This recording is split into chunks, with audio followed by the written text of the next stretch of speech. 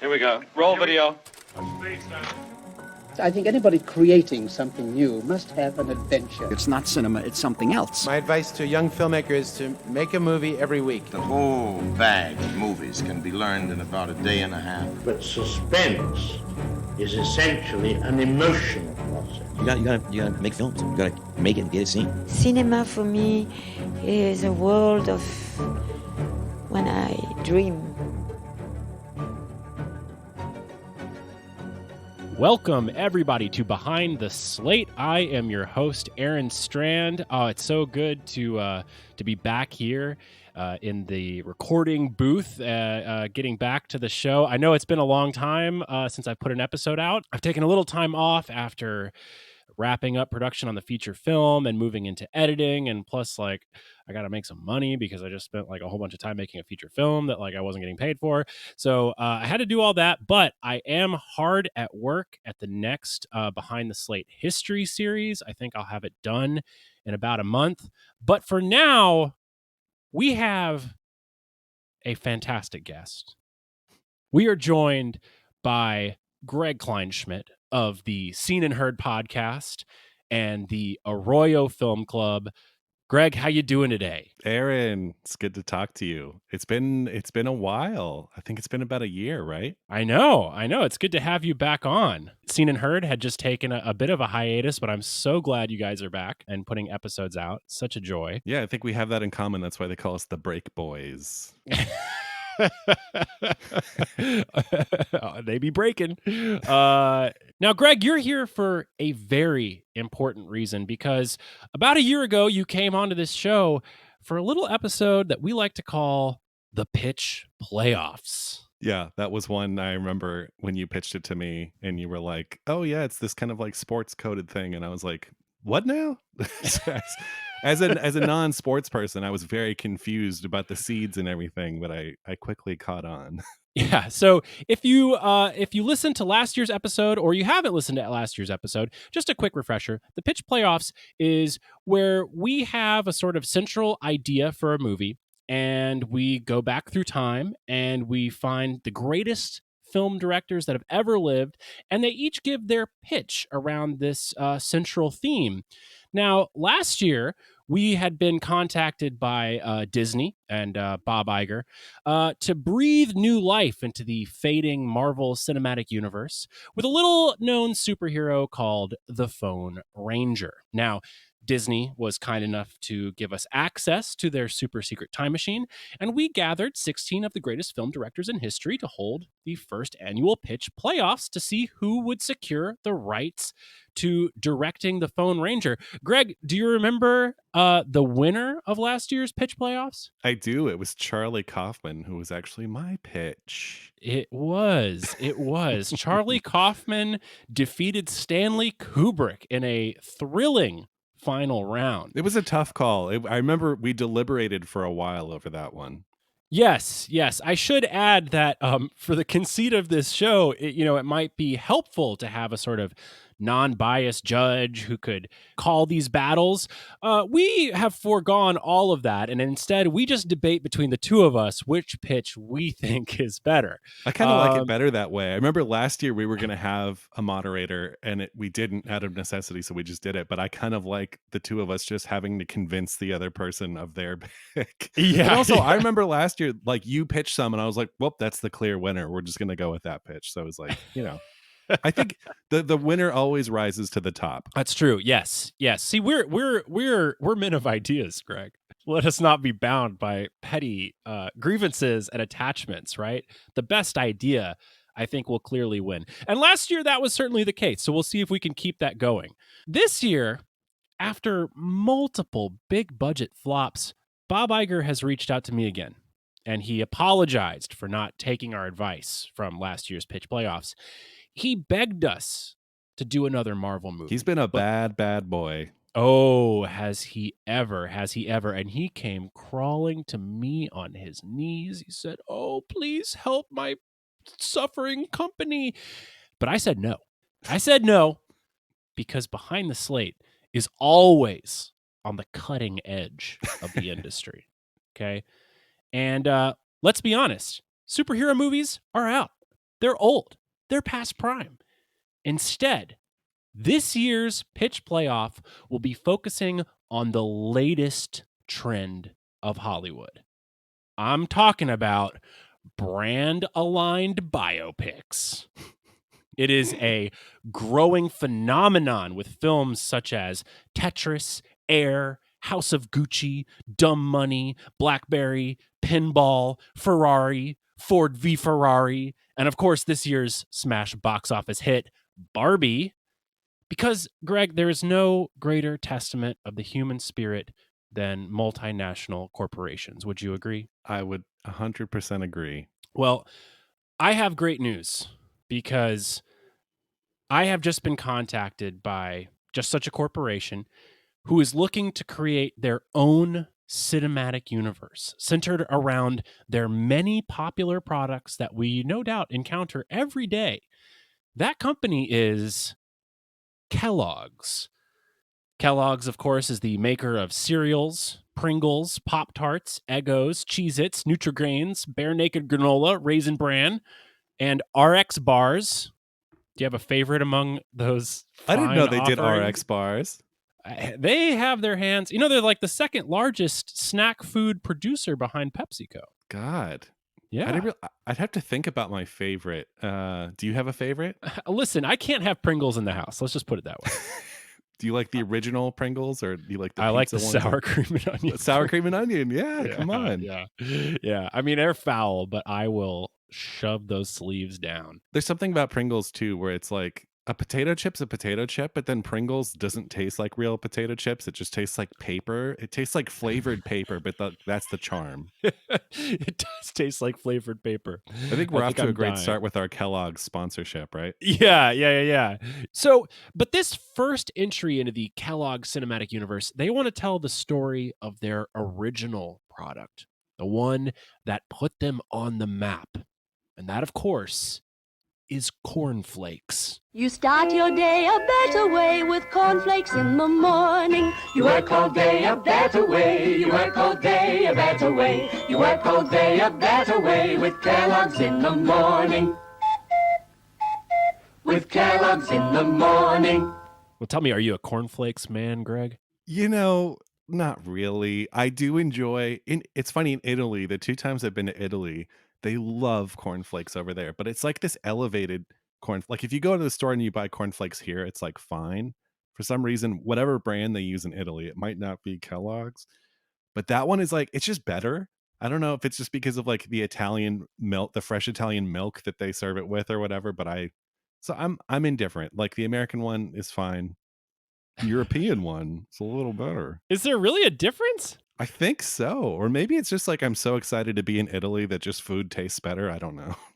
Maybe that's a pretty American take. I got to be honest. I have to admit, I like cornflakes. I like cornflakes. It's so boring, but I don't feel so guilty about it. Yeah. My mother-in-law likes to keep cornflakes in her house, so I'll help myself to a bowl when I'm visiting. Nice. Now, I have to admit, I picked cornflakes as the subject of today's pitch playoffs. I mean, of course, Kellogg's contacted me and we went through this whole rigmarole. But in reality, I picked cornflakes because I thought it was so laughably boring of a subject. But I was shocked to discover that the backstory of cornflakes is actually pretty interesting.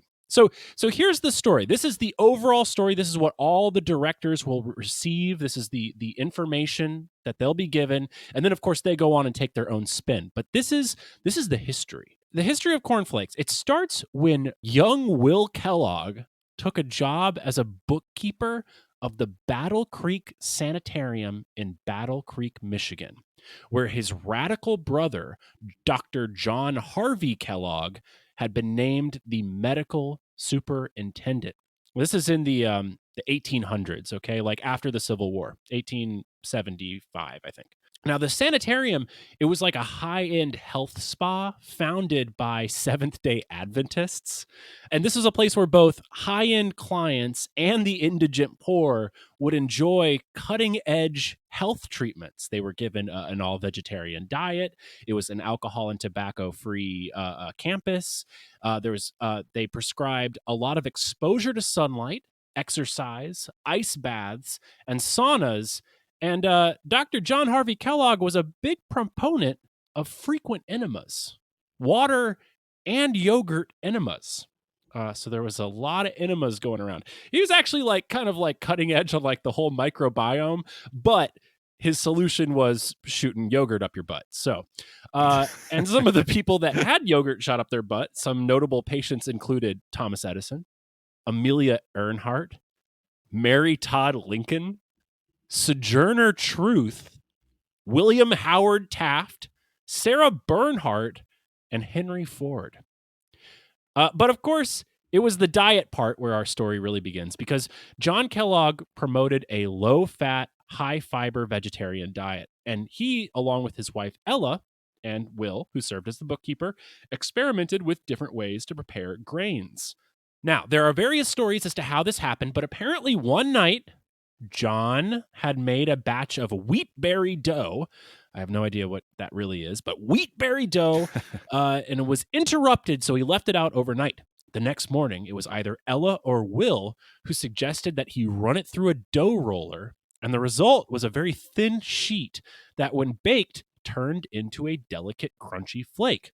Now, Will or Ella or whoever, they repeated this process and refined it, and they began serving this flaked cereal to patients, and it became hugely popular.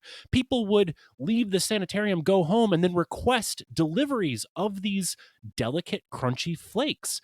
And Will wanted to capitalize on this, but John insisted that this food was only for the benefit of the patients. And he was like really flamboyant about it. He would allow any of the patients to eat it. He would allow patients to observe the flaking process. And one of these patients was a guest. His name was C.W. Post.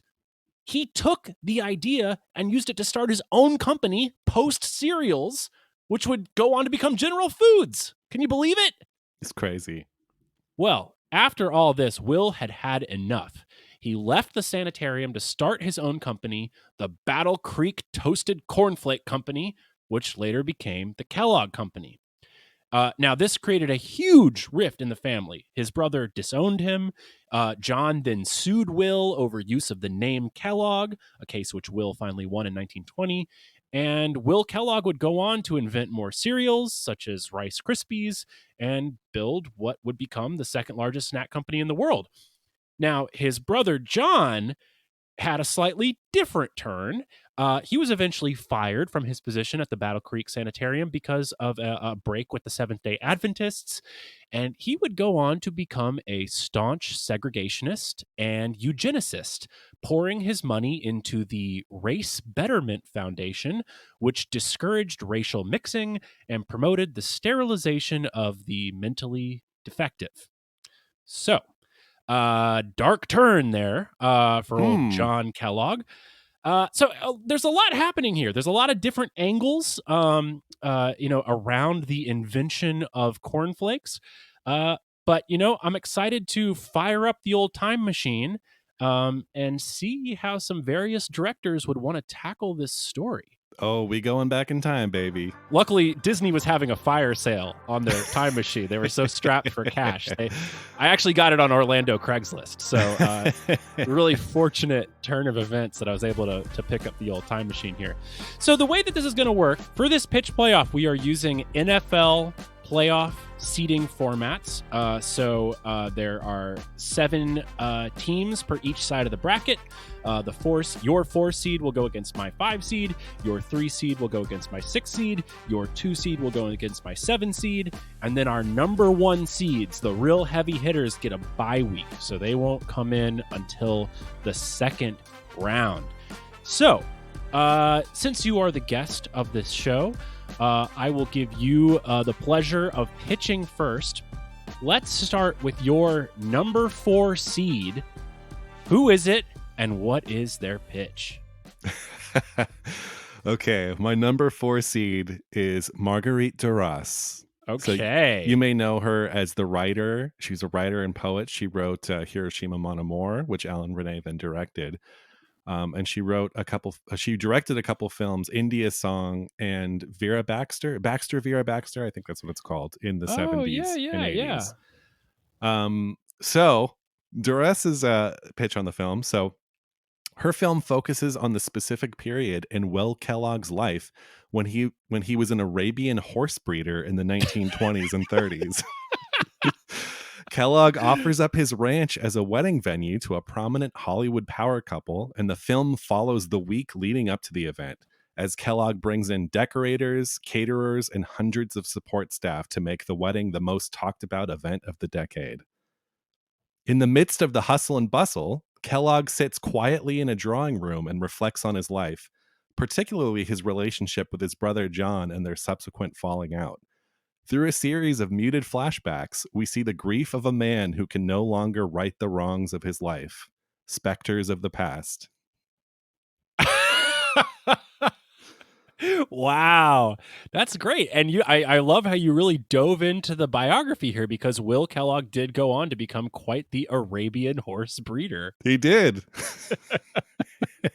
Wikipedia has served you well, my friend. Exactly.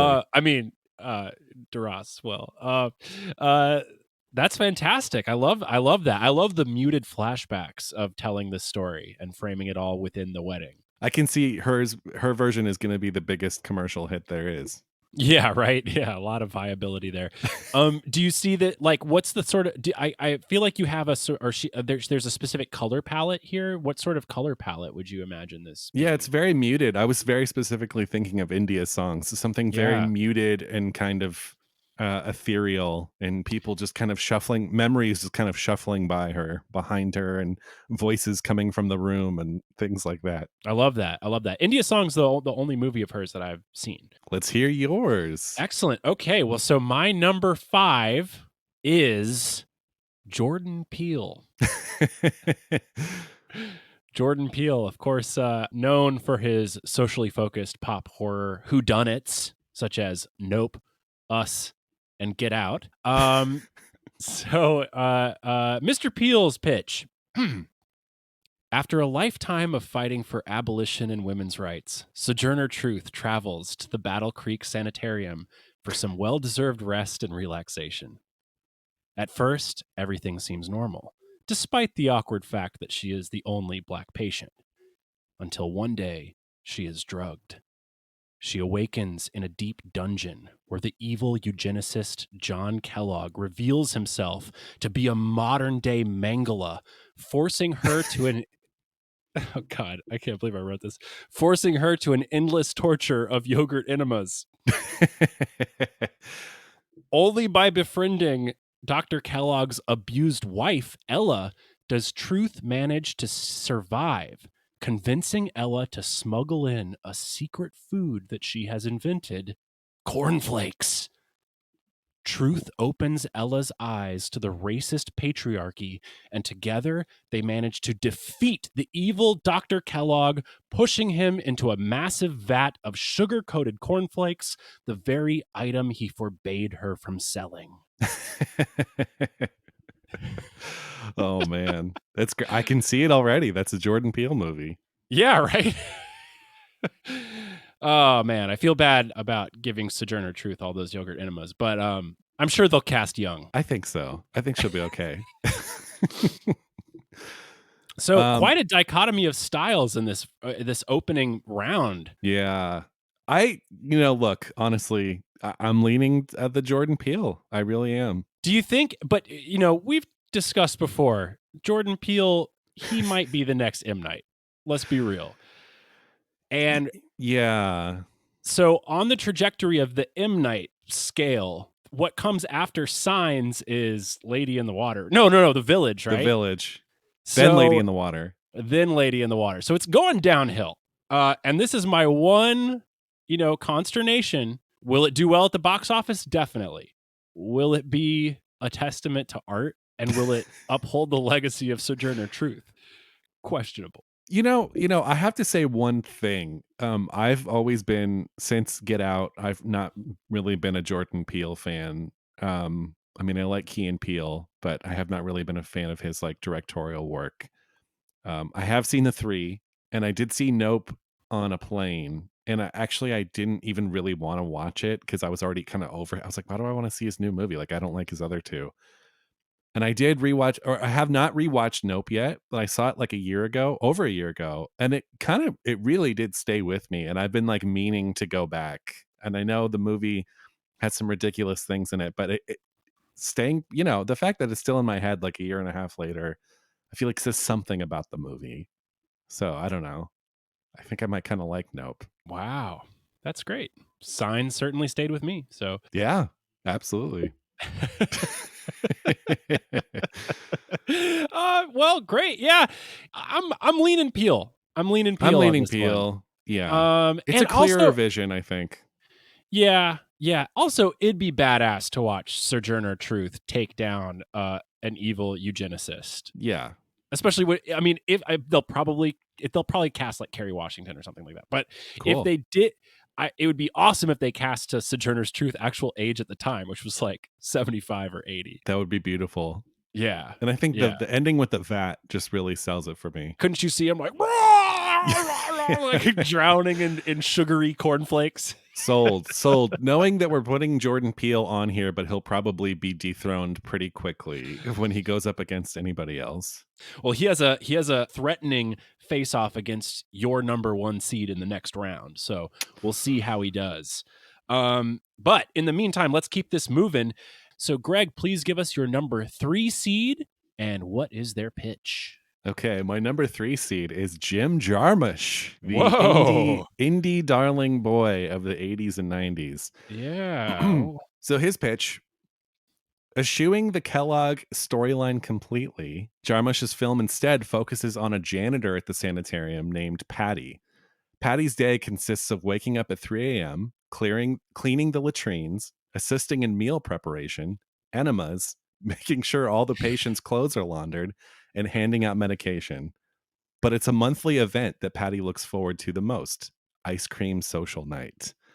Ice Cream Social Night is her invention, and while she pitched for it to be held every Thursday night, the administration instead gave her the last Monday of every month. But what a sight it is. Partnering with both Salt and Straw and Jenny's Ice Creams, the highlight, beyond the artisanal treats, is her specially made playlists for each Ice Cream Social, a mix that runs the gamut from 60s folk to 90s shoegaze. On one particular night, a stranger shows up who she's never seen before, claiming to be her long-lost cousin. The two become fast friends, even as Patty's suspicion grows as to the legitimacy of her claims. It doesn't matter. They have the same taste in music. I gotta be honest, like full confession. I'm not a Jarmusch guy. I don't. That's right. You didn't join Film Club for Jarmusch Month. Oh, wait. No, we haven't had Jarmusch Month. That was something in my head that we haven't actually done yet. Well, you can go ahead and imagine me not joining because So this will be a hard sell for you. This is a hard sell. I'm going to be honest. My eyes were beginning to fade throughout that pitch in the same way that they do while watching a Jim Jarmusch movie. Listen, I'm being mean, of course. No, I think like I kind of I'll certainly I like some more than others, but when it gets really plotless and really hangouty, just not my vibe. That's fair. What's the one with Tom Waits where they go down to like New Orleans? Oh, Down by Law. Down by Law. Yeah, that's not a fan. I mean, people love that movie, and I just don't get it. I just don't get it. It's a great movie. Well, you got to see the light, Aaron. You got to see the light. What is the light? Can you convince me here and now? It's just that it's just all vibe. It's all characters. It's all a mood, and his characters are great, and it's just a mood, really. Yeah. Yeah. I think that's where I struggle. That's really where I struggle. Fair. Well, anyway, Jim Jarmusch is going up against my number 6 seed, which is Joel Patroikis. Are you a Joel Patroikis? Wait, I know the name. Remind me. So, and I'm not even sure if I'm saying his name right, to be honest with you. So this is like, he's a Michigan native, auteur, and he was kind of, some people would hail him as a sort of like new American underground filmmaker of the last 20 years. I actually didn't need a time machine for this one. I just got on a plane and we actually, I'm just kidding. We did it over Zoom. He pitched over Zoom. No, but he's this Detroit based. He kind of focuses on like these sort of like lower middle class to like lower class kind of like outsider characters who are like, you know, sort of stoner metalhead Midwestern culture. The plots are always like very strange with characters like taking digressions to like play video games and like drink soda and like kind of do stupid little like suburban Midwest shit. Okay. But his movie Buzzard, I think it's amazing. He's also I think it's also really cool how he makes these movies. He like rehearses with the actors for like a year. He shoots them all on like a Canon 5D. Oh, cool. And just very DIY filmmaker. No, I don't think I've seen any of his stuff. Sounds like I Oh, need to check cool. him out. Yeah, totally. He's definitely in the Jarmusch vein of American underground cinema. So it's an interesting pairing. So for Joel Petroikas's pitch, in this modern adaptation, Will Kellogg is a stoner metalhead working at his brother's sleazy strip mall spa. Much to his brother's dismay, Will spends his days playing video games and dealing weed to the patients. One day, Will meets a famous chef who's on a bender, and they get high together. And the chef reveals an experimental recipe for a delicious, flaky snack. High as balls, Will says, "It looks like a cornflake." The chef loves the name. The next day, Will wakes up to discover that the famous chef has committed suicide. Uh-oh. Will tries to uphold his legacy by selling the cornflakes, but his brother and his stuck-up wife, Ella, take credit for the food because it was invented in their shitty spa. Will has to summon an energy and a drive that has evaded him his entire life to fight for what is his. Some interesting real life characters in this one. Yeah, what do you think? Well, I think your pitch is the actual film, and my pitch has nothing to do with the movie outside of the sanitarium. But I mean, that is very Jarmusch. That's very Jarmusch exactly. behavior. He wouldn't make the movie of the Kellogg brothers. Do you have any casting ideas for the Jarmusch pitch? Like, are we bringing back? Is Screamin' Jay Hawkins involved? I mean, we have a time machine, so we're gonna get the whole crew. I mean, you don't have to bring back the time machine for Tom Waits and John Lurie and stuff. John Lurie's gonna do the music. I imagine like Sally Hawkins would be in the movie or something. That's the vibe. Gotcha. Man, you know, it's really interesting. I mean, Joel definitely brought more of a plot. Yes. Which, call me a sucker, but you know, I love a good plot. Yeah. Oh man, I don't know. Do you feel inclined one way or the other? Well, see, this one's tricky for me just because I don't know Joel Petroikas. Yeah. It's a good pitch, but I'm such a Jarmusch fan that like if I wanted to see one of the two of those, I would pick Jarmusch, which is unfair because I haven't seen any of the other movies. But yeah, I would lean Jarmusch, but it's so funny because this is the difference between you and me. Like mine is literally plotless. Yours has a structure. Yours has a story. So like, I feel like you and I could go back and forth on this one for the whole episode. Yeah, we could. For the sake of expediency, I'll lean Jarmusch, or I'll give it to. I won't lean Jarmusch. I'll give it to Jarmusch. The name recognition. I mean, if he could sell that stupid zombie movie, you know, and get people out to theaters to see that, which I was one of them. Okay. Not casting judgment. I went and saw it. Yeah. I have not seen that one, and I've heard nothing but bad things about it. Oh, Dead Don't Die. Is that what it's called? Yeah. Just. Well, you know. Anyway, sorry. Oh, poor guy. Can we? Okay, here's a caveat. Can we bring? Because Robbie Mueller shot Down by Law, right? He shot a lot of the early ones. Let's say the package comes with Robbie Mueller. Done. Who we'd also need a time machine for. Dude, I told you, I got the time machine. Orlando Craigslist, you got to get on it. They're selling everything. We're doing it. He's in. Okay, done. Okay, Jarmusch Muller, let's go. Okay, well, moving on to the final first round battle on this side of the bracket. We've got your number 2 seed versus my number 7 seed. Let's see if we have an upset in the making. What is your number 2 seed and what is their pitch? Okay, my number 2 seed. I just realized too, we were talking off mic about this, but I wrote like 20 directors on a short list and then I picked from them. But I was like really sad to leave some off, and I just now realized I left off Samuel Fuller, and I was going to put him on here. So I just now like I was like, oh shit. So it's not Samuel Fuller. It's actually the Australian auteur Peter Weir. Weir is my number 2. Okay. You may know he's a very versatile filmmaker. Big breakout with The Last Wave and Picnic at Hanging Rock.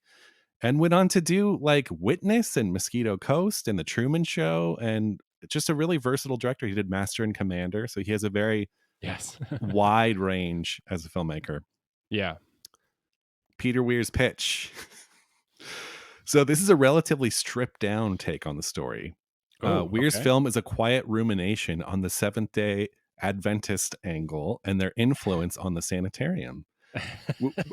With John Kellogg as a devoted member, he tries desperately to convert his brother Will and bring him into the fold. But Will pushes back when he finds out they meet on Saturdays instead of Sundays. This interferes with his weekly poker night with the boys. A rift between the two brothers grows, and after the cornflake cereal is invented, Will knows he needs to get it to a wider market and therefore starts his own company outside of the sanitarium. The brothers' relationship is never repaired, and each die alone in their beds from old age. Oh, wow. I was very specifically thinking of Mosquito Coast in this one. So if you can imagine the feel of Mosquito Coast and put it on this, that's the film right there. So one could imagine a middle-aged Harrison Ford doing the role of Will. I also love how, like, you know, you were given the sort of like the story of cornflakes, and you were like, I'm going to tell every aspect of the story around cornflakes. Like your directors, you know, are like really honing in on like Arabian horses and like lots of other stuff. Very interesting. It's so true. It's true. Oh my God. It's so funny too. Without giving too much behind the scenes stuff away, we initially thought it was going to be 8 people instead of 7. So I did 8, and I actually cut the person who had like the most straightforward telling of the story. Oh, fascinating. Well, you know, this is going to make for another interesting battle. I feel like a lot of people who are sort of like in similar veins, like keep getting paired up within this first round. Because Peter Weir is going to be going up against my number 7 seed, Kelly Reichardt. Oh my, I had her on my list, and I literally was writing a synopsis, and I was like, no, that's more this person. So I changed. Actually, the Jarmusch pitch from earlier, originally I started as a Kelly Reichardt pitch, and I was like, this feels more Jarmusch, so I changed it. But I literally had her on my thing. Interesting. Well, let's see what she's got here. You know, of course, the modern master of American slow cinema. Her tender films include Wendy and Lucy, First Cow, and most recently, Showing Up, which I love all these movies. They're so good. God, I am such a fucking Kelly Reichardt fan. Okay, so in this version, Michelle Williams plays Ella Kellogg, a brilliant health enthusiast whose ideas and innovations are constantly stolen by her arrogant husband, John. Her only friend in the lonesome, snowbound sanitarium is her brother-in-law, Will. One night, she accidentally invents a delicious new snack, which quickly takes the sanitarium by storm. But just as the world's rich and famous begin asking, who created such delicate flake? Will betrays her, taking credit for her invention. She has to go to her husband, John, for help, but he ignores her, claiming anything she does is technically his. Scorned and mistreated, Ella must decide to stay quiet or fight for the credit she is due. Wow. So this is kind of going into like Reichardt's kind of like feminist period pieces, but really trying to like live in sort of like the uncertain tension and shifting, allegiances that this woman who's sort of like, I imagine she's like really out in the middle of nowhere, having to more or less survive within the patriarchy of this system. Yeah, the And sanitarium is the wilderness of Meek's Cutoff and Old Joy yeah, and stuff. yeah, yeah. I think it's Reichardt on this one. It's because Yes. I really wanted to get her in, and I couldn't come up with the right pitch for her. And I like your pitch, so I think your pitch for her is better than my Peter Weir pitch. Hell yeah. In your face, Weir. It's funny, apparently, because she teaches film at a college, and apparently she's like, Yeah. if you go and Rate My Professor, all these Yeah, reviews I are know. like, she's really mean, and like Yeah. some review is like, she told me to stop making movies, and I was like, honestly, you probably needed to hear that. So, Yeah. I've seen this. I've seen this like pop up on some sort of like film, like message board or like Reddit or something. But it seems like mostly what she's saying is like she's just like really hammering home on students like, well, what is this about? What Yeah. is this about? I'm just imagining this because I got stuck on it earlier, but I'd imagine she'd tell Jim Jarmusch, like, you can't make a movie about a vibe, dude. Like, what is it about? I mean, his movies are about something, but yes, I agree. Like, there's a lot of insufferable film students out there. In fact, most of them, no offense if you're listening, maybe you're one of the good ones. But I remember when I was in film school, it was all just like everything was focused on the technical merits and trying to pull off like really cool shots, but like the content was like abhorrent. Like, it was either really nasty, like women getting like chased and hit and stuff, or it was just like the emptiest, hollowest piece of shit you've ever seen in your life. So good for her Sure. cracking the whip out there on these film students. It's really hard to tell a good story. Like, It is. really, really hard. And she is incredible at it and is someone who, like, God, she had to pay her dues. I mean, it was like 12 years from Leaves of a River of Grass to I don't even remember which one was her second film. Old Joy, was I it? think, wasn't it? I mean, God, I look at her career and just kind of marvel at what she does, and then watch her movies, and her storytelling ability is incredible. I had Yeah. an amazing experience watching First Cow. I love Because- First Cow. Oh my God. So I was maybe, and I think like as I get older and maybe like as I become a dad, I have a little less patience for the slow cinema, mostly just because like the demands on my time feel very heavy, and so I put on First Cow, and I think I was about to become a dad, and I remember watching the first hour, and it was like I was really struggling with the pacing. And my wife was in the other room. She was like, "Oh, how's the movie going?" I was like, I don't know. Like this one might be losing me." Like, it gets to the end of the movie, and I am like sobbing. I mean, puddle of tears, like sobbing, because the simplicity and beauty of that story is just so pure and hits so hard. And like I'll never forget it. That was like a recent movie watch where it was like midway through I wasn't so sure, and then by the end it just like knocked it out of the park so hard, that it's like indescribable. Yeah. Yeah, I agree. She does the movies about friendship really well and relationships and things. And it's funny. First Cow was the last movie I saw in a movie theater before COVID hit. She has a brilliant talk, real quick, and then we'll move on from Reichardt. But I was listening to a podcast, and she brought up a brilliant idea from another artist. I don't remember who it was, but she was talking about. I think it was in terms of feminism, but like it doesn't necessarily have to be. I think it works. Anyone can think that like this, which is that we're so told, especially as filmmakers, about this like hero's journey notion of like you got to go out into the wilderness and like kill something and bring it back to your village, right? Like that's the prototypical hero's journey, traveling out from the ordinary world into the extraordinary world, getting an elixir and then bringing it home, right? The Joseph Campbell monomyth.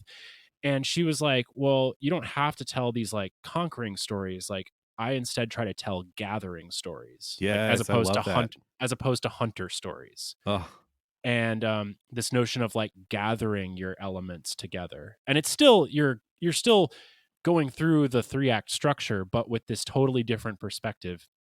And I just thought that was really brilliant. That's amazing. I love that. Well, I'm happy that she's advancing. Kelly's going to stay with us for round 2. But first, we have to go to the other side of the bracket and face off some more directors in the first round. So this will start off with my number 4 seed going against your number 5 seed. And my number 4 seed is a familiar name that you recently covered on Seen and Heard, and that would be the German Master of Darkness, Fritz Lang. Oh boy. So Fritz Lang, of course, redefined what epic cinema could be in the silent and talkie era.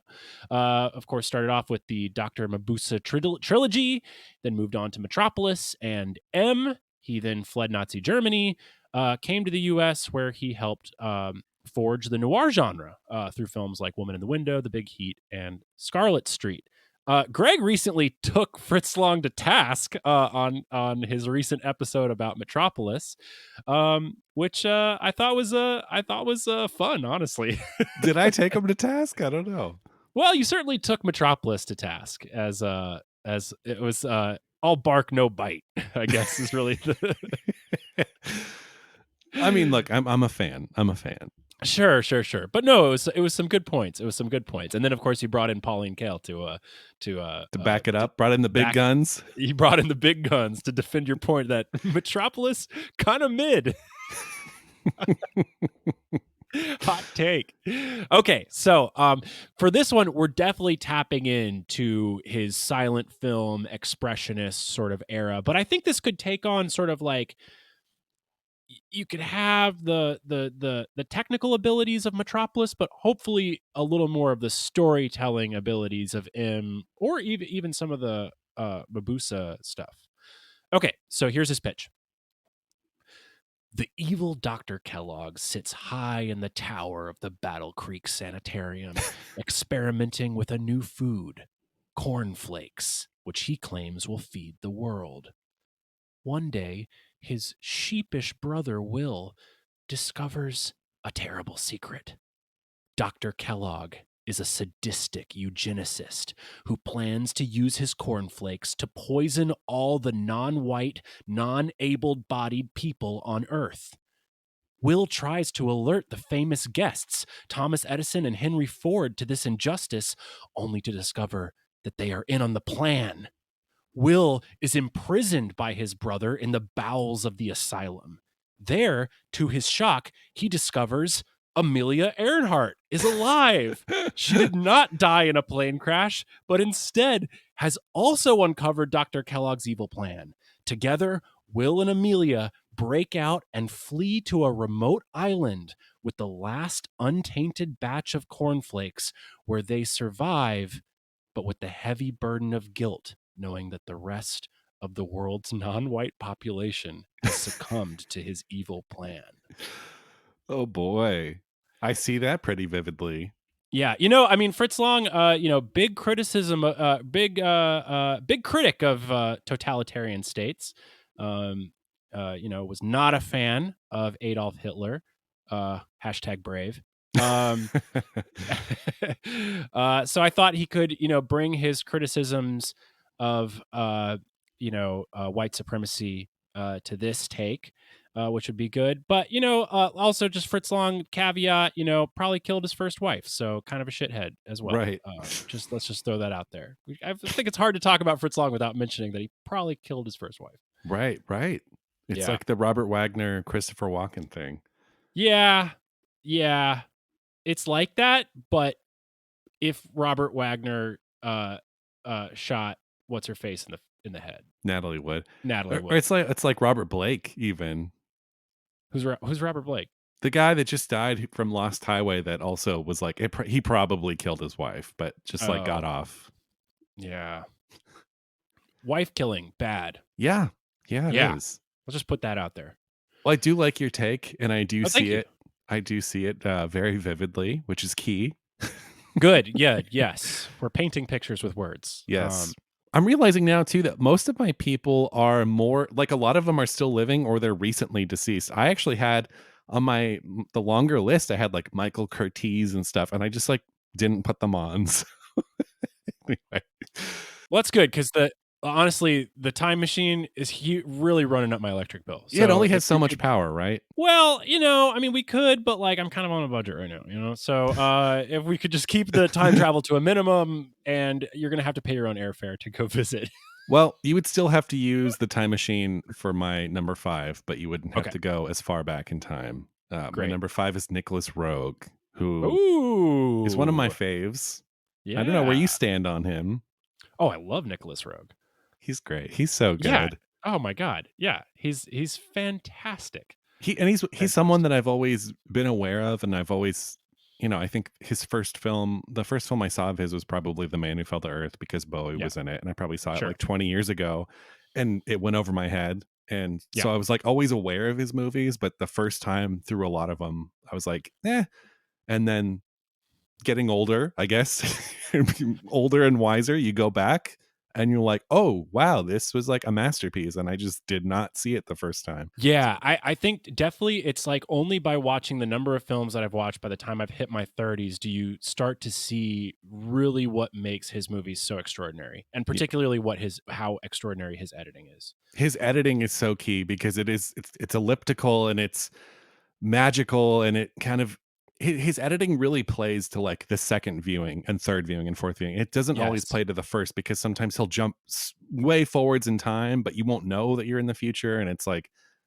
I kind of love filmmakers. Like, I feel like Altman is the same way. And that's why like these filmmakers where their films are almost meant for the rewatches and they're not really meant for like that first viewing. But I would also, just because I just did the like live show with this, but Kieslowski, I would throw in the same pot, who I am like, only at this stage of my life, like, am really starting to fall in love with. He's so good. Oh my God. So yeah, it's Nicholas Roeg, the British director of Performance, The Man Who Fell to Earth, Walkabout, Don't Look Now, The Witches, the Roald Dahl film, Eureka. It's a really underrated, great Nicholas Roeg film. So that's Man Who Fell to Earth. That's kind of his bio for people not in the know. Yeah. Nicholas Roeg's take. So he uses the Kellogg story as a jumping off point for his tale of greed and obsession in Depression era Michigan. Tom York from Radiohead stars as Daniel Pollock, a vagrant cast out by society by the depths of the Depression. He's lucky enough to get a few hours a week as a bookkeeper at a food manufacturing plant, and once alone on one of his lunch breaks, accidentally creates the very first cornflake. After pitching the idea to the president of the company and being laughed at, he decides to manufacture the cereal on his own, bit by bit, over the ensuing years. Following a recurring premonition of life on a lonely mountain, he purchases a ranch house on the mountain in his dreams, living out the rest of his days filthy rich and totally detached from society. Forever a hermit, he can be found most nights on the roof of his house talking to beings from the sky.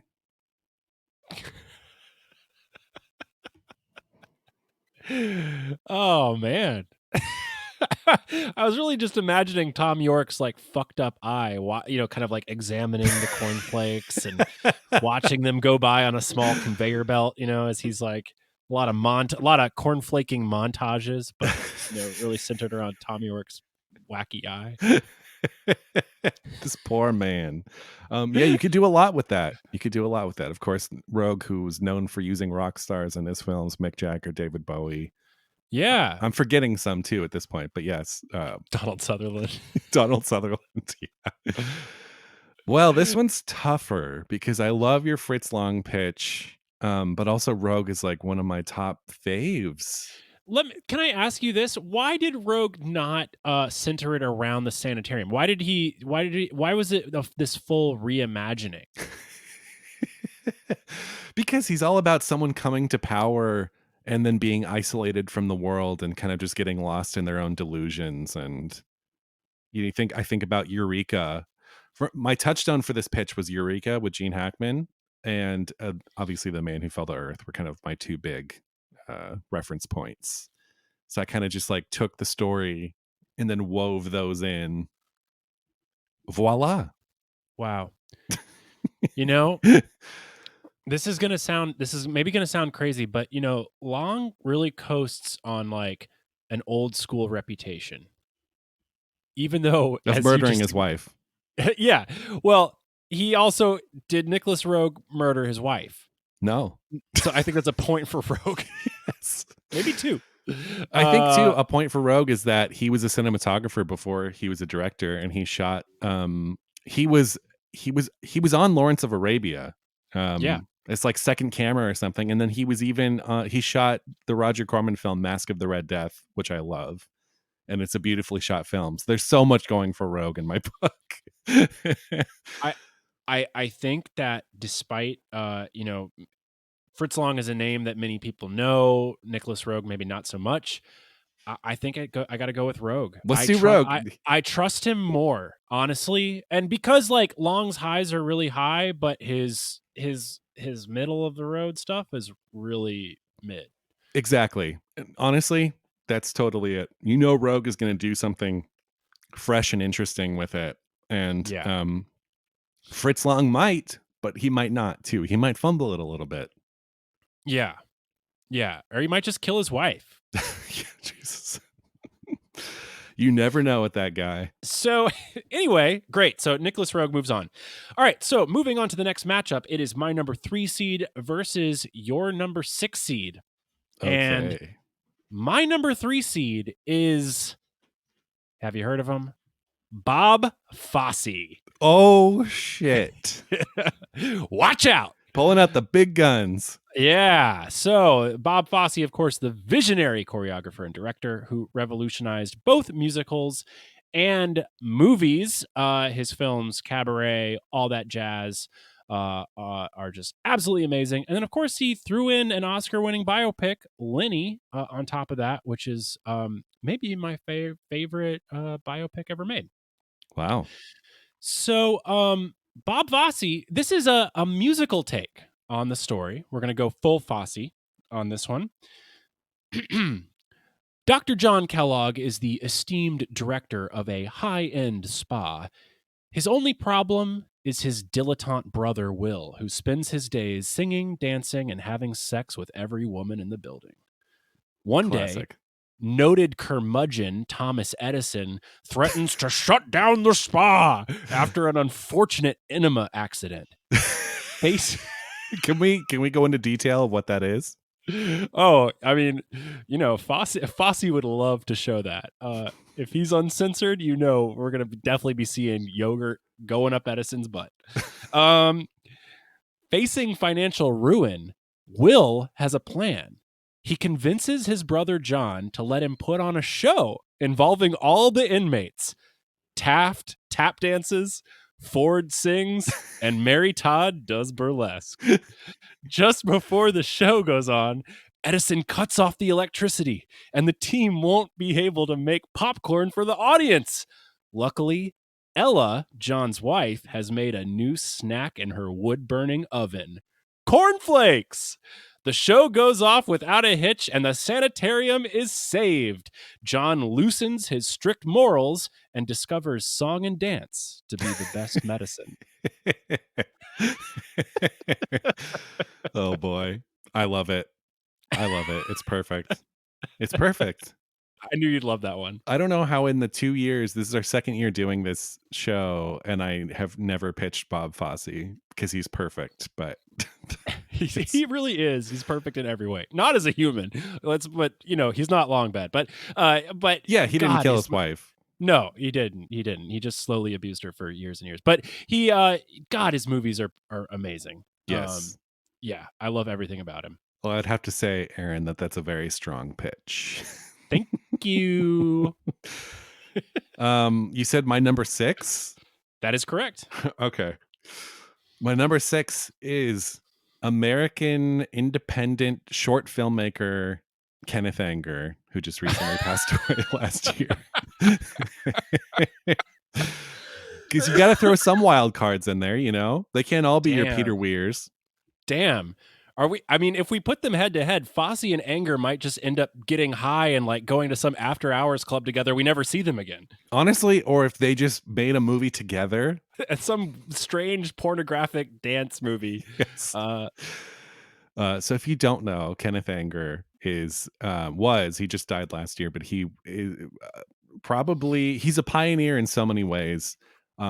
He was openly gay in 1930s, 1940s. LA was making short films here. I don't think he ever made a feature. He worked exclusively in shorts, and is probably most known for Scorpio Rising, another one, Inauguration of the Pleasure Dome.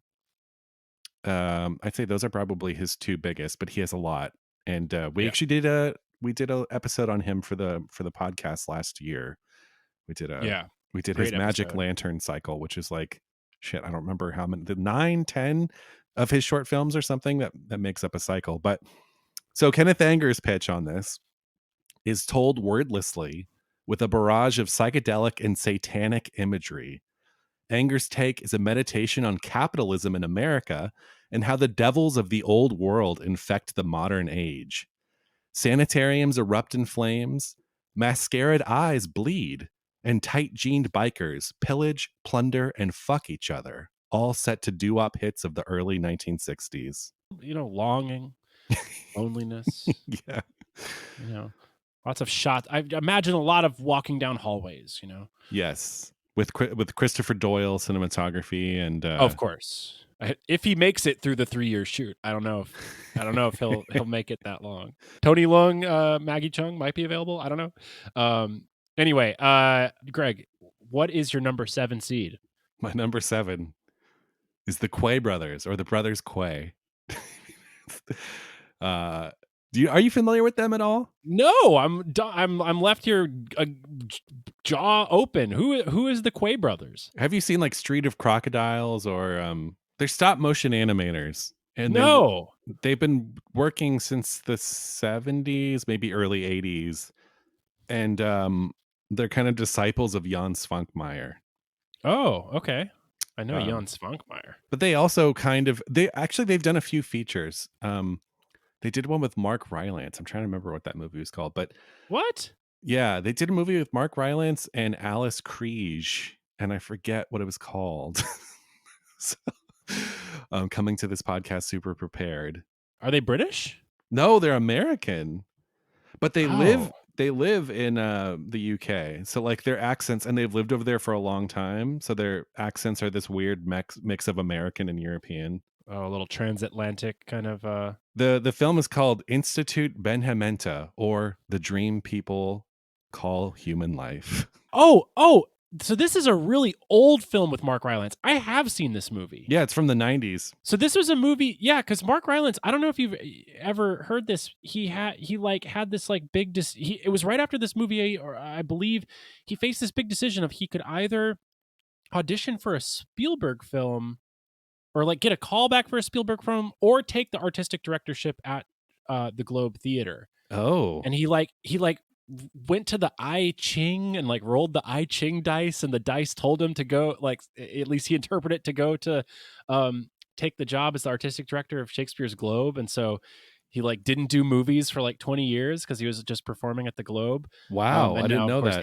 He's been reunited with Spielberg. But I have seen this movie because I'm a huge Rylance stan. Oh, okay. Yeah, I don't love the movie. I think that their strength is in shorts. Yes, but it's a worthwhile watch, I would say. Yeah. I would not call the movie a world beater, but yeah, interesting. Okay, I do have a sort of reference here, but I've never seen any of their animated shorts. So their pitch for this. Okay. So stop motion animators Stephen and Timothy Quay envision the life of a single cornflake, all the way from the birth canal, a dusty sack of flour, to the grave, chewed up and shit out into the sewer.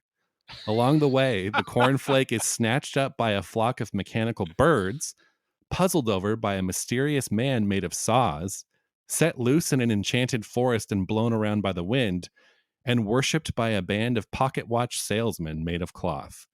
What is the dream of the cornflake if it only exists on this world for 12 hours? Ooh. I mean, it's experimental. I don't know what gave you that idea.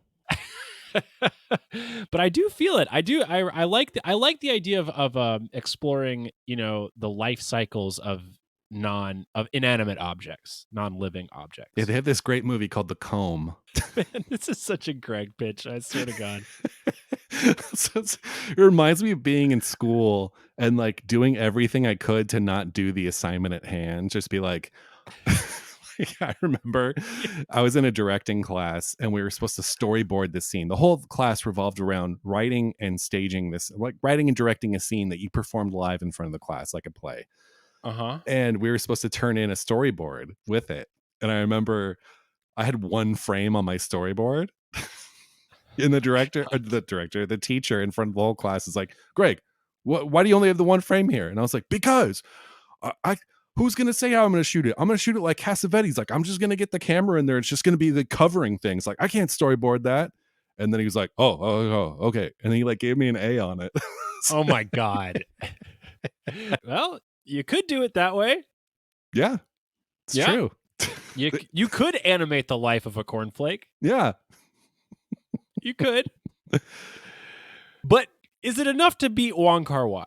And that's the question. That is the question. And this one might be tricky. I mean, you have seen Institute Ben-Hementa, but it's always tricky if you don't know the filmmaker at hand. Like I didn't know your first filmmaker right out of the gate. I was like, who? I feel like we've had very easy face-offs so far, but I feel like I love Wong Kar-wai, but I feel like I really do have to push for the brothers Quay on this one, just because I don't know, just because of your predilection for stop motion animation. It's true, yeah. I feel like you're like, stop motion animation is relevant. It does have to make it to the second round. Exactly. I mean, I think it's a real, I do really like the pitch. I really, really do. But I don't know how I feel about dumping Wong Kar-wai in the first round. I don't know how I feel about that for the brothers Quay. That's a totally fair reaction. I would feel conflicted also, but I think the Quay brothers film too will be like 20 minutes long. It's like basically my second short that I've pitched in lieu of a feature. Yeah. Do you understand? Do you know the phrase, did you understand the assignment? I've never heard that before. No. No. Oh, well, shocking. I do think there is some things going for it. Obviously Wong Kar-wai does suffer from, the ability to find funding to get like full backing, because his films and projects are just these sprawling, endless, he doesn't know when it's ending. He doesn't know where it's going. Like 3/4 of everything he shoots ends up on the editing room floor. That might be, look, I get that might be a tough sell for Kellogg's, to make. They might want, sort of the shorter form, content. I think if Kellogg's is going for the TikTok generation, it's so funny. They're going brothers Quay. Yeah, just finish the sentence. Finish the sentence. Nothing screams TikTok like the brothers Quay, really. No, what they're trying to do, Kellogg's is trying to capture the art museum crowd. So like they know this is going to play at an installation for the brothers Quay. It's going to be the big set piece, and it's going to say right below the film that's screening, like Kellogg's, like nice and bold. So, oh man, and they could even hand out free samples at the museum. All right. Look, I'll give it to you. I'm gonna give you brothers Quay. Okay, I'm gonna give you brothers Quay, but I want you to think long and hard about Wong Kar-wai languishing in the number 2 seed. Okay. I can't believe that I convinced you off of Wong Kar-wai, honestly. look, we got to keep the show moving. It's true. You know, I see you digging in your heels on the stop motion animation. That's fine. I do have a type. I have a type. You do. I do also feel pretty confident about the Brothers Quay matchup in the next round, so we'll let them have it. But okay, Brothers Quay takes it, which means that we actually had both of our 7 seeds upset our number 2 seeds. So, Wow. okay, so on one side of the bracket, we still have the yet to be revealed my number 1 seed facing off against Jordan Peele. We then have Jim Jarmusch facing off against Kelly Reichardt. On the other side of the bracket, we have your yet to be revealed number 1 seed facing off against Nicholas Rogue, and Bob Fosse facing off against the Brothers Quay. So I think we should start on the far side of the bracket. We'll first do the directors that we know, and then we will move on to our thrilling matchup revealing your number 1 seed. So, all right, we start off with Jim Jarmusch versus Kelly Reichardt. See, now this is, for me, this is a tough one because they're in the same ballpark. Like, they do a similar thing, and they're both indie mumblecore like icons. I'm going to push back on that. I don't think they do the same thing. Kelly Reichardt can actually write a story. And Shots fired. This talent, I think, seems to elude Jim Jarmusch, or he just doesn't really have interest for it. I don't know about that. Well, I mean, but like you said it yourself, like he's a vibe, he's a thing, you know, he's a mood, he's an explorer. But I don't think I don't think that he's really you know, a storyteller. Although I will say I was trying to think of like what is the Jarmusch movie that like I will fight for. Only Lovers Left Alive, I think, is fantastic. It's a great movie, yeah. Yeah, I think that's maybe my favorite one of his. I'm surprised that like Down by Law didn't get you or something. It's a prison break story. Like there's, you know, but it's not, because those like events happen, right? But they are not they're not really sequentially tied together. There's no necessity between them. It's more just like one thing happens and then the next thing happens and then another thing happens, and they just kind of like they just plod along, you know, into without ever like really arriving at a central point. Whereas Kelly Reichardt, you know, has the essential skill, I believe, of a filmmaker, in that like she's actually like, you know, telling a coherent message and like leading you, you know, through subtext to, you know, a revelation about the human experience. You know what? I will give you Kelly Reichardt on this one because I do love her, and you know, like I said, I'm kind of in the middle between the two of them anyway. So if let's do Kelly Reichardt.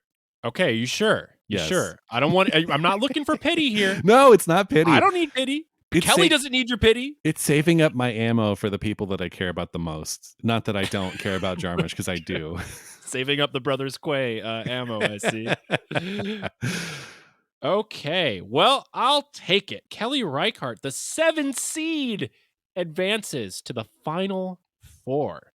Okay, well, at the top of the bracket, we of course have Jordan Peele with his Sojourner Truth revenge story, facing off against what will be my number 1 seed.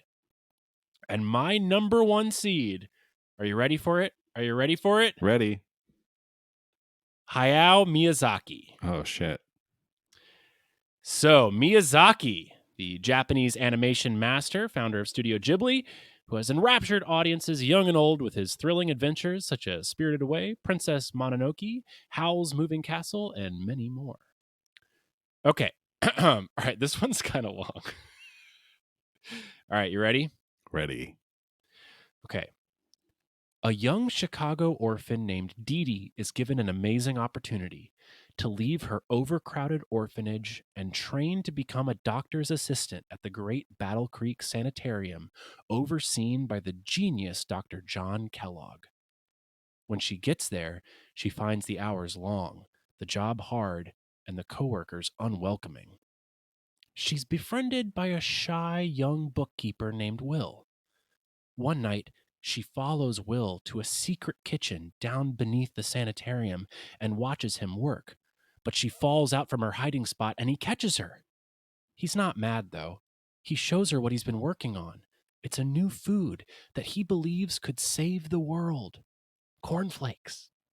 Though he lacks the courage to share it with the world.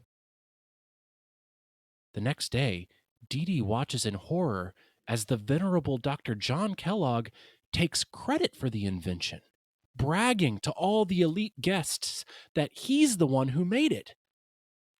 Dee Dee begs Will to tell the truth, but he responds, "I can't. John is my brother." Burning with resentment, Dee Dee looks for a way to get back at Dr. John when she's approached by a smooth-talking guest named C.W. Post.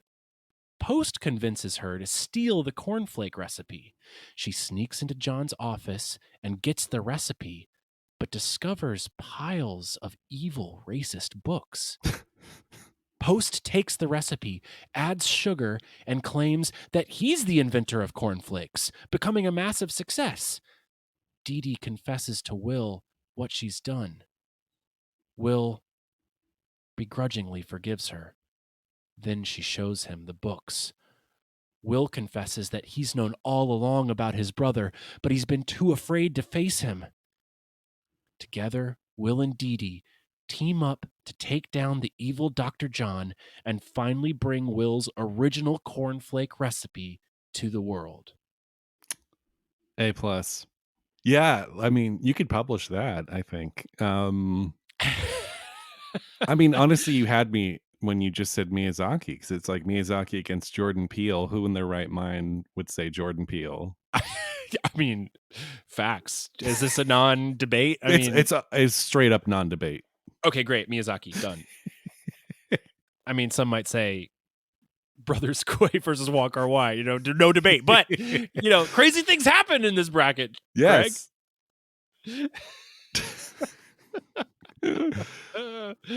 Okay, so Miyazaki advances to the final four. We're moving over to the other side of the bracket, where we're going to start with our known matchup: Bob Fosse versus the aforementioned Brothers Quay. Oh, it's Brothers Quay all the way on this one. Oh, stop it! Get out of here! Get out of here! Get out of here! You got a Bob Fosse musical? Look. I'm just happy that the Brothers Quay made it this far. I will happily give this to Bob Fosse. Ah, okay. I thought you were really digging in for a battle here. No. It was a Cinderella story. Let's put it that way. It's true. Yeah, they got farther than anyone thought they would. So, hey. Can you ask for more? Brothers Quay, thanks for playing. You just got Fossey'd. So, Bob Fosse's moving on to the final four, which brings us to the big matchup: Nicholas Roeg versus your number one seed. Greg, would you please reveal your number one? Oh boy. My number one is Jonathan Demme. You may know him as, again, I think I picked a lot of like versatile directors, some versatile and some very specific, like the Brothers Quay. Yeah. Jonathan Demme, you may know, Stop Making Sense, which just had a resurgence last year because A24 put it out theatrically. He did Something Wild. He did Married to the Mob. He did a little film called Silence of the Lambs, which you may have seen. He did Philadelphia. So yeah, he's a man of all seasons, as they say. Yeah. You're really bringing out like a real workman American. But while Jonathan Demme, I feel like gets the workman image sometimes, like I think he is an auteur. I mean, looking back at like Melvin and Howard, like, I mean, when he does a movie, he so fully commits. And sometimes I think it's easy to overlook just how great he was. So his pitch for this film, this is in the vein of his lightly surreal screwball comedies. A 30-something Matthew Modine stars as Will Kellogg, a lanky, bumbling bookkeeper who often has trouble with the ladies. He accepts the job at the Battle Creek Sanitarium after his brother John, played by a 30-something Jeff Daniels, offers it to him. Together, the two brothers get in over their heads after their inadvertent invention of the cornflake, a delicacy that everyone is banging down their doors to get a taste of. Now, instead of playing grab ass in the hallways, they're on the run from rival scientists, food corporation goons, and the mob as they take chase in the highways and alleys of Battle Creek, Michigan. Along the way, they run into C.W. Post, the inventor of grape nuts, who gives them sacks of his cereal to use as a foil to the baddies chasing them. Chaos ensues. I very clearly had two films on my mind for this one. It was Something Wild and most specifically Married to the Mob. I am obsessed with Matthew Modine in Married to the Mob. I think that performance is underrated. I think it's genius. It's like Marlon Brando level acting. I love him in that movie, and I love that movie. So think Married to the Mob applied to the Kellogg Story. I mean, I love the Jeff Daniels, Matthew Modine, like buddy kind of comedy trappings of this whole thing. I'm also, honestly, I'm really proud of you for coming up with a pitch that was actually about cornflakes. Exactly. So, props up to you for that. Yeah, good. That was thrilling. That was excellent. I don't know. I really don't know between Jonathan Demme and Nicholas Roeg. What was the Roeg pitch again? The Roeg pitch is essentially, it's Tom York, Depression era. Ah, yes. Inadvertently creates the cornflake. So another one that's actually about the cornflake, and then turns into your David Bowie. He goes and lives on a mountain. Or your Gene Hackman, from Eureka, where he lives on a mountain and talks to the sky, and he's a hermit and lives out the rest of his days there. We could say that it maybe loses the cornflake thread a bit. Yeah, the cornflake is just the catalyst to get him wealthy and isolated from everybody else.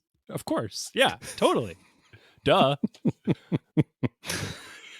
It's just the ticket, that's all. God. Oh man. Because I'm actually I'm a little hit or miss on Jonathan Demme. We did Something Wild for the film club. Yes. And I hadn't seen it before. And I was a little meh about it. That's right. Yeah. A little meh. Even though I think, Jeff Daniels is fantastic in it. Yeah.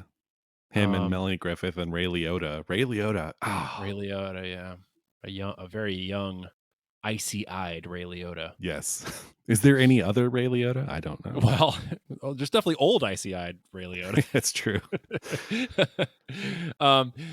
Yeah, it's tough because you tell me the stories of the two movies. I want to see the Demme one. I do. I really do. But Roeg has that trust where it's like, okay, I think his pitch goes a little off the rails. I'm gonna be honest. Like any Roeg film. Yeah, but like any Roeg film, like that is also like the essential quality of a Roeg film. Yeah. Bad timing. Which I kind of want to I'd be up for that. I'd be up for that ride. But I don't know. There's something about the screwball. There's something about the screwball chase of the Demme one that I really, really like. Well, this one's tough because they're both my pitches. I obviously want to see both films. If I was forced to pick a filmmaker between Nicholas Roeg and Jonathan Demme, I'd probably pick Nicholas Roeg. But I really, really love Jonathan Demme's screwball comedies. So if you want to lean Demme, I can lean Demme. If you want to lean Roeg, I can lean Roeg. I feel like I'm going against my own taste. But I think that Demme's pitch is stronger. I think so too. When I wrote the pitch, the story's stronger. When I wrote the pitch for Demme, I was like, "Oh, this is a Jonathan Demme movie, like through and through." No, I can see it. Let's go Demme. Let's go Demme. Sorry, Nicholas Roeg, one of the great filmmakers of all time. Yeah, sorry.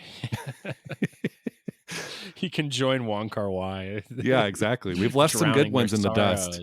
Wow. Well, this has set up a stunning Final Four, which on one side of the bracket puts Hayao Miyazaki against Kelly Reichardt, and on the other side, Jonathan Demme versus Bob Fosse. Oh. Final Four, Greg.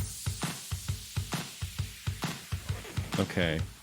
let's start Miyazaki Reichardt. Here's the thing.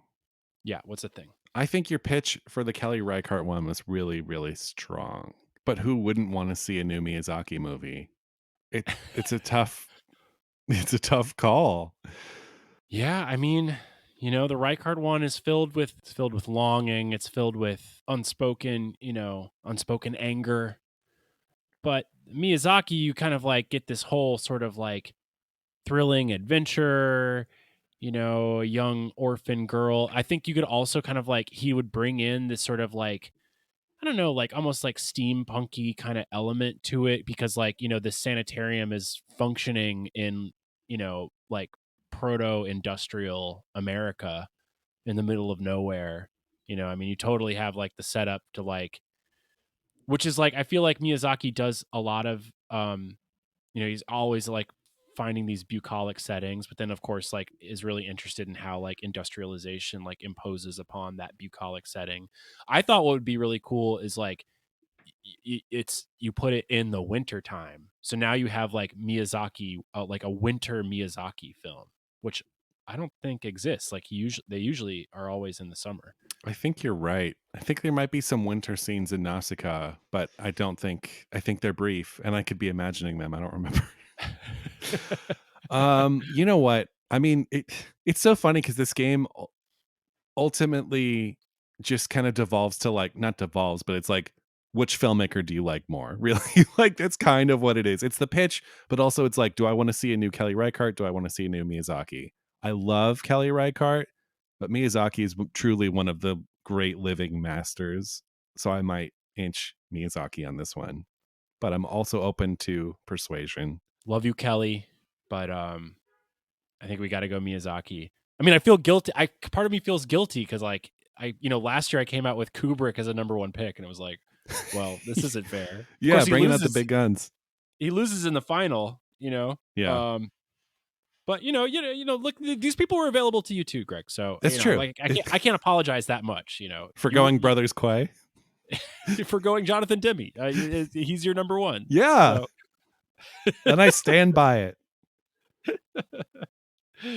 Okay, Miyazaki advances to the final round, and let's decide who he's going to face: Jonathan Demme or Bob Fosse. Okay, I think Bob Fosse, again, he's an all-timer for me. Like, I love Bob Fosse's films, even though he only directed 5. I think they're all great. Even his first film, Sweet Charity, which a lot of people just kind of brush over. I think it's a great movie. That said, the Jonathan Demme pitch is, as you said, it's very clear. Like, that film is clear and you get it immediately. And so I think when it comes down to, both filmmakers have passed. If someone asked me, Greg, we just found a film from the vaults and it's either a lost Jonathan Demme movie or it's a lost Bob Fosse movie, I would rather see the lost Bob Fosse movie. So I don't know. But I think that the Jonathan Demme movie honestly is probably the most like commercially viable film of these pitches. I mean, maybe in 1991. I don't know of a lot of like buddy heist mob chase movies that are like mid-budget buddy dramedies that are like blowing up the box office about two white guys on the run. I mean, I'm gonna push back on that. Yeah, that's fair. I don't think Jonathan Demme is necessarily like a man of this time, of the 2024 cinematic marketplace. Right. Whereas Bob Fosse would fit in, he would be at A24. Like, I mean, I feel like this one's tough. It is tough.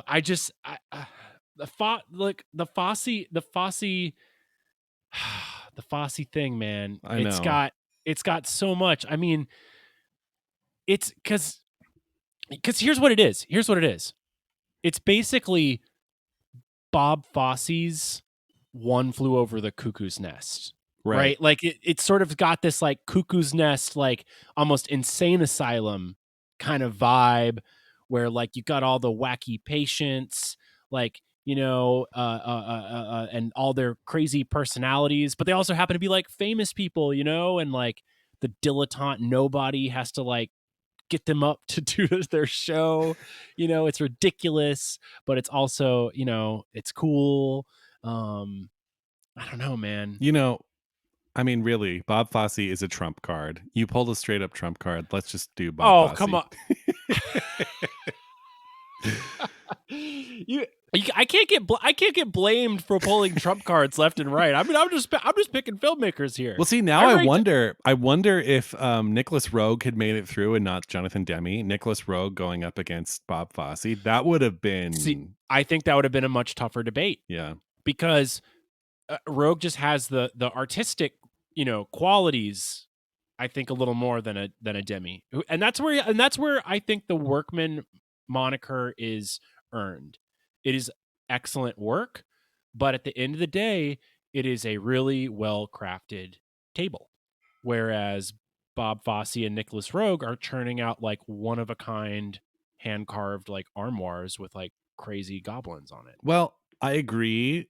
They're more ornate, but I would say that Something Wild and Married to the Mob are like pretty one of a kind. Like they kind of look like studio movies, but there's this like madness to them that no one else would dare like go there.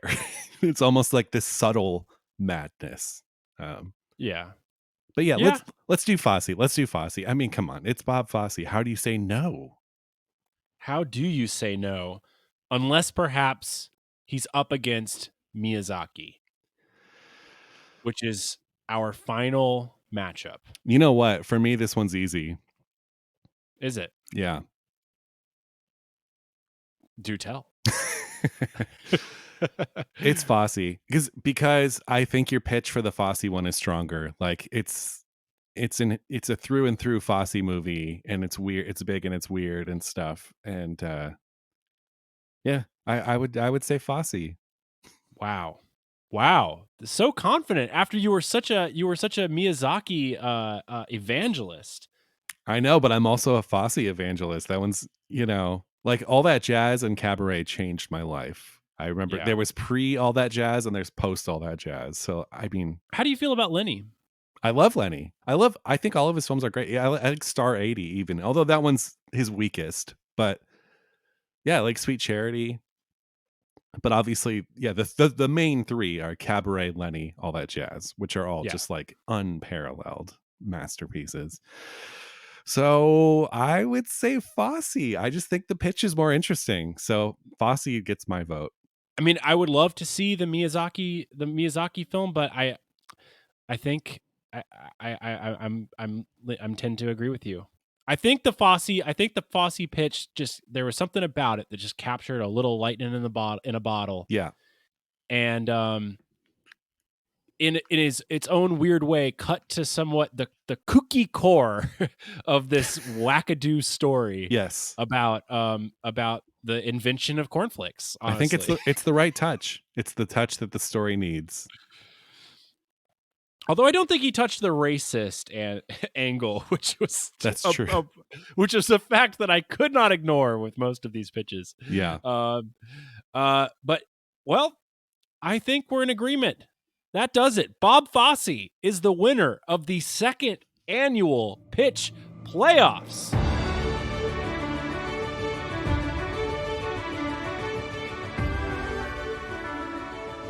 I feel good about it.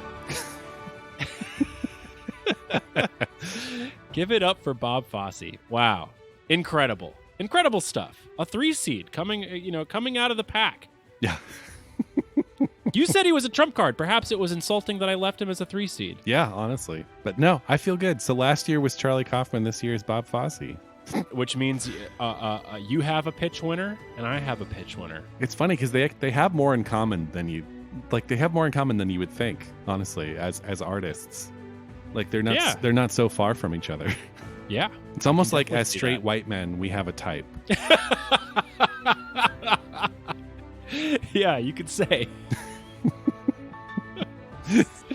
Well, straight white men with artistic pretensions. Exactly, yes. Yeah. Well, there was nothing artistically pretentious about the last 2 hours, Greg. And so having said that, This was fantastic. Thank you so much for coming back for this second annual pitch playoff. I hope we will get together a year from now and make it 3 years in a row. Where can people find you? Where can people follow you? Where can people check out your work? They can follow Seen and Heard. Check out my podcast I do with Jackie. It's just Seen and Heard Pod, and that's SCENE on Instagram. You can also find me on Instagram. Well, just go there, and then you'll find Arroyo Film Club. You can check out Arroyo Film Club, which is a film club I run that Aaron joins, and it's actually where we all met. So check out that. And yeah. Thank you so much. I'll link all those down in the show notes. And until next time, that is a wrap.